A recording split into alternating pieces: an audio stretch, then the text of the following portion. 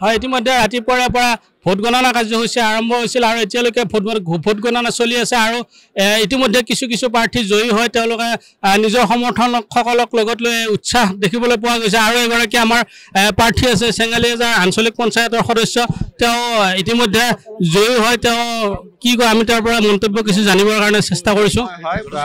চাওক এতিয়া তিনিটা বেলট পেপাৰ আমাৰ আপোনাৰ মেম্বাৰৰ থাকে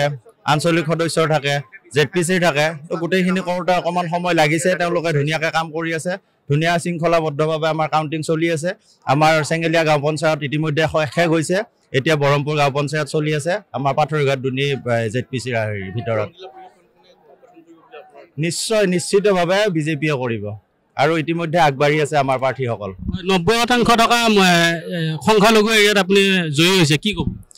হয় চাওক মানুহে মোক আদৰ কৰিছে মানুহে পাৰ্টিৰ যি আমাৰ ভাৰতীয় জনতা পাৰ্টিৰ যি নীতি আদৰ্শ যি উন্নয়নমুখী যাত্ৰা এই যাত্ৰাক তেওঁলোকে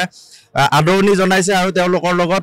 মোৰ লগতে তেওঁলোকো আমাৰ ভাৰতীয় জনতা পাৰ্টিৰ নীতি আদৰ্শ আৰু উন্নয়নমুখী যাত্ৰাত তেওঁলোকে আমাক সমভাগী কৰিছে সমদলে ওলাই আহিছে আৰু আমাৰ যি চেঙেলীয়া গাঁও পঞ্চায়ত যি অত বছৰে যি কংগ্ৰেছৰ দখলত আছিলে কংগ্ৰেছে কোনো উন্নয়ন কৰিব পৰা নাছিলে সেই ক্ষোভত মানুহ সকলো ওলাই আহিছে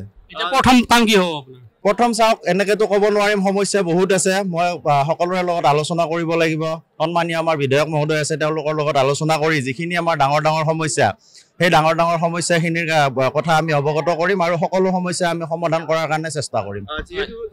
এইগৰাকী আছিল চেঙেলীয়া আঞ্চলিক পঞ্চায়তৰ সদস্য আৰু এই সদস্যগৰাকী এতিয়া জয়ী হয় তেওঁ যিসকল সমৰ্থক আছে সেই সমৰ্থকসকলে এনেদৰে বাহিৰত উৎফুল্লিত হৈ থকা দেখিবলৈ পোৱা গৈছে মোৰ সহযোগীয়ে ইয়াৰ দৃশ্যাংশ দেখুৱাই আছে